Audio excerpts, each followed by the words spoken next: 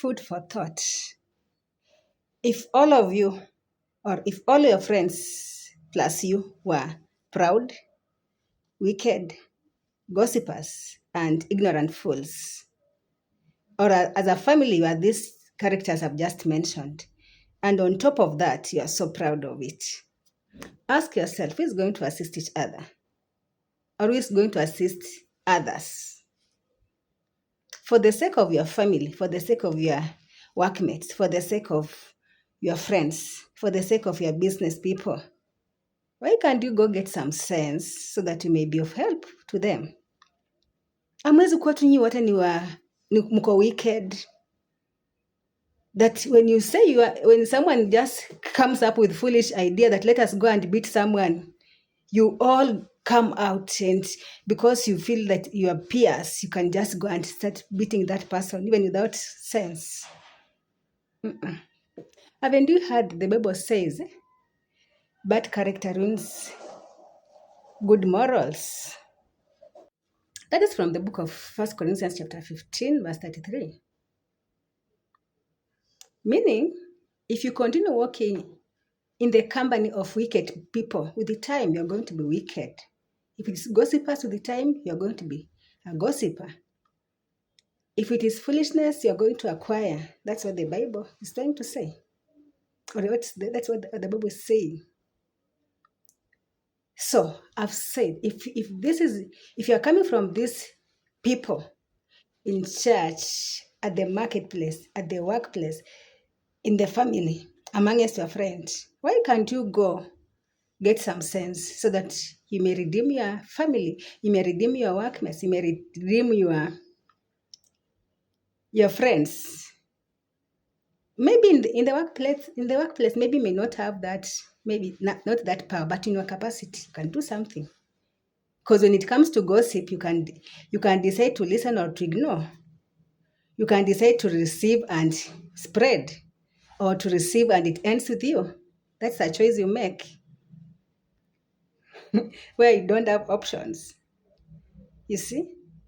But someone cannot just tell you that this person is bad, and you just follow without even investigating, without even hearing the other side, just because these people are your friends.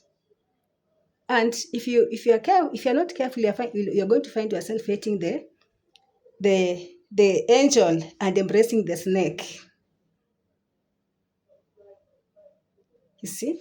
There's a time I was on social media and someone was asking that I quote, she said that are you sure the hate you have for me is being hot-spotted or is your own hate? Meaning that, are you being influenced into hating this person or into hating me, or it is just your own hate? As in, there's something this person has done against you so that you are hating them, or someone has influenced you into hating someone. I've seen this thing commonly in very many places. Someone, as students, you find that there's this gang of students will just come and they say, we want to go and steal the books of this particular person and let us throw them into the latrine. And you just do that heartlessly, without any remorse.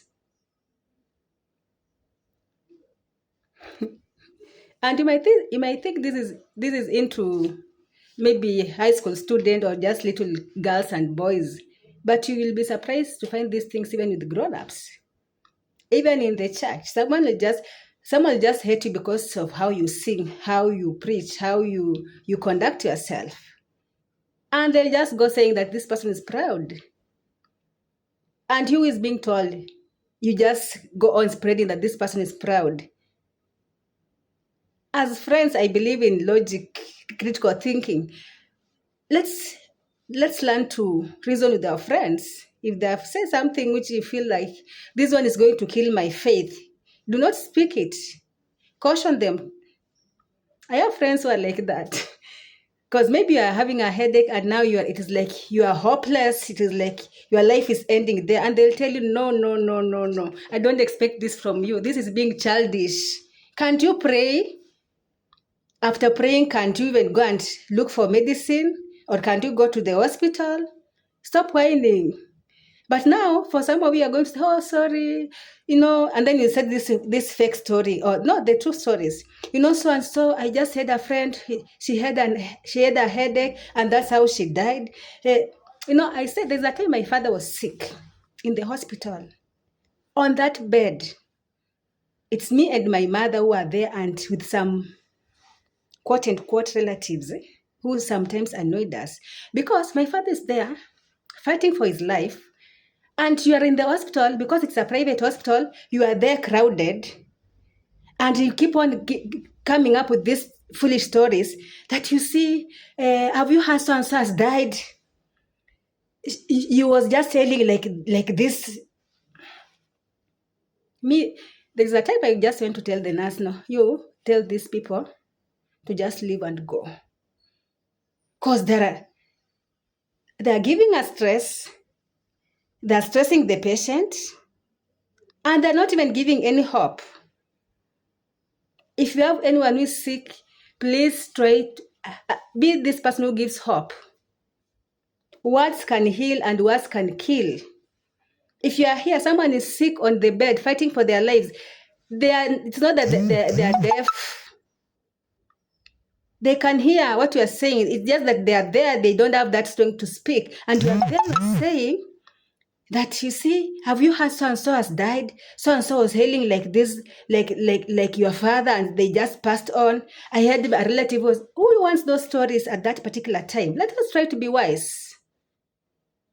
You are a parent. You have gone to AGM in school. Your son has been given a lot of accolades, and you are sitting with this other parent. Their son have been called amongst the last 10. You need to be very wise. I had another man of God say that even nowadays, not even all testimonies are said before people, because someone can take offense. Anyway, the key word here is that you just need to be very sensitive. And if you're having friends who are wicked, change them. The Bible says, do not be equally yoked with the non-believers. Now, it doesn't mean that you don't talk to people who are not born again. You don't associate with them, because even Jesus Christ ate with the sinner. But in this case, Jesus Christ was the one influencing them. You cannot be sitting among people who are hopeless, and now you join them and you become also hopeless. No, give them hope. In this era, people are suffering from very many things. Mental health is on the peak. People are bitter. People are stressed. People are looking for the school fees of their children. They're looking for jobs. They're looking for something to assist them.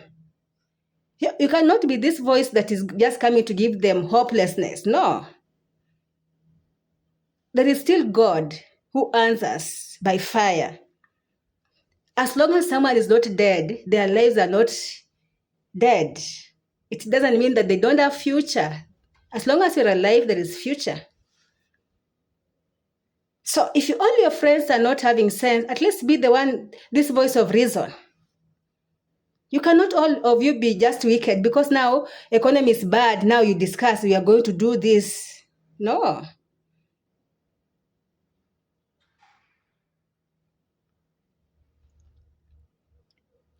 Someone can come against you. The Bible says we've all sinned and ghost of the glory of God. We can forgive so that the Father may forgive you. Have some grace. But for you who has wronged others, remember to ask for forgiveness. Not that every time you wrong people, they forgive you, you go and wrong them again, they forgive you. Now, we are going to love you from afar because you are toxic. And then when people decide to get out, you're going to say, oh, they're proud, they don't want to associate themselves with us, but you are the one who is chasing away people from yourself. Analyze your environment, whether it is in church, in the choir, in the praise team, in the neighborhood, in the workplace, amongst your friends. Learn to give hope. If they are wicked, try to reason out with them. Anyone can change. That's what I know. People can change into bad beings or into good beings. It is possible.